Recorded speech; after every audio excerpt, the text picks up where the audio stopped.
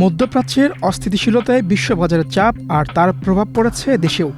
গুজব আর অতিরিক্ত চাহিদায় অনেক জায়গায় তৈরি হয়েছে জ্বালানি সংকটের মতো পরিস্থিতি। ফিলিং স্টেশনে লম্বা লাইন, কোথাও সীমিত বিক্রি, আবার কোথাও বন্ধ পাম্প। এমন পরিস্থিতিতে জ্বালানি ব্যবস্থাপনা, তদারকি ও সমন্বয়ে দেশের সব ফিলিং স্টেশনে একজন করে সরকারি কর্মকর্তাকে দায়িত্ব দেওয়ার সিদ্ধান্ত নিয়েছে সরকার।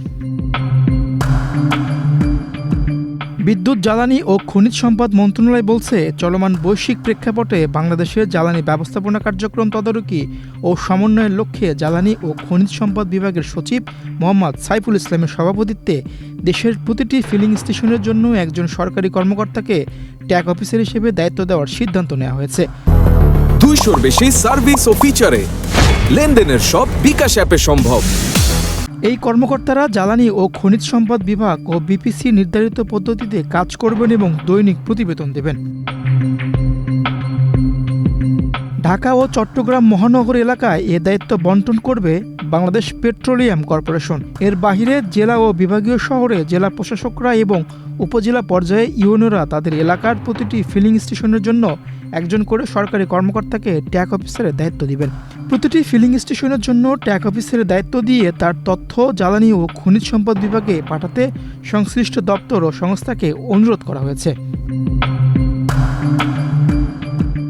মধ্যপ্রাচ্যের অস্থিতিশীলতার মধ্যে দেশে জ্বালানি সরবরাহ ব্যবস্থায় চাপ তৈরি হওয়ার পর সরকার এর আগে জেলায় জেলায় ভিজিলেন্স টিম গঠন, অবৈধ মজুতদারি ঠেকাতে তথ্যদাতাকে পুরস্কার ঘোষণা করে এবং বিভিন্ন স্থানে অভিযানে উদ্যোগ নেয়।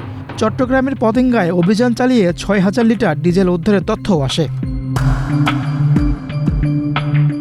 মধ্যপ্রাচ্যের অস্থিতিশীলতার কারণে জ্বালানি তেলের সংকটের যে শঙ্কা তৈরি হয়েছে তা বিবেচনায় নিয়ে সরকার আগে রেশনিং ব্যবস্থা চালু করেছিল। পরে চাপ না থাকায় সেই রেশনিং প্রত্যাহার করা হয়। এরপরেও দেশের বিভিন্ন এলাকায় ফিলিং স্টেশনে জ্বালানি তেল কেনার চাপ কমেনি। কোথাও চাহিদা অনুযায়ী সরবরাহ মিলছে না, কোথাও পাম্প বন্ধ থাকছে, আবার কোথাও সীমিত বিক্রি হচ্ছে।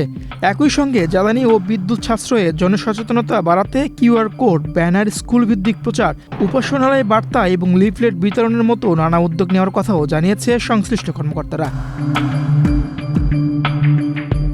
দেশব্যাপী জ্বালানি পরিস্থিতি পর্যবেক্ষণে একদিনে 293টি অভিযান এবং ভ্রাম্যমাণ আদালত পরিচালনার তথ্য দিয়েছে জ্বালানি মন্ত্রণালয়। এসব অভিযানে 78টি মামলা দায়েরের পাশাপাশি মোট 3,15,550 টাকা জরিমানা আদায় করা হয়েছে। শুক্রবার দেশের 62 জেলায় একযোগে জ্বালানি পরিস্থিতি পর্যবেক্ষণ সংক্রান্ত অভিযান ও মোবাইল কোর্ট পরিচালনা করা হয়। এসব অভিযানে বিভিন্ন অনিয়মের অভিযোগে সংশ্লিষ্টদের বিরুদ্ধে আইনানুগ ব্যবস্থা নেওয়া হয়েছে। জ্বালানির এমন পরিস্থিতির মধ্যে সরকারের উদ্যোগ পরিস্থিতি কতটা স্বাভাবিক হয় সেদিকে এখন নজর সবার। মিহির হোসেন সরকার, বাংলাদেশ প্রতিদিন।